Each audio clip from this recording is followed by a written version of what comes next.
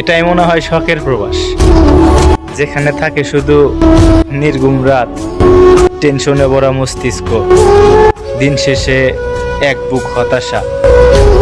প্রবাসটা শখের হতে পারে, কিন্তু সুখের না।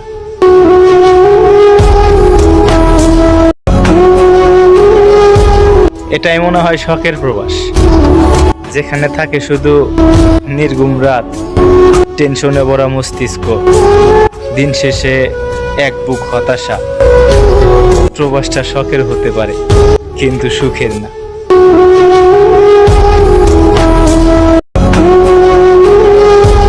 এটাই মনে হয় শখের প্রবাস, যেখানে থাকে শুধু নির্ঘুম রাত, টেনশনে ভরা মস্তিষ্ক, দিন শেষে এক বুক হতাশা।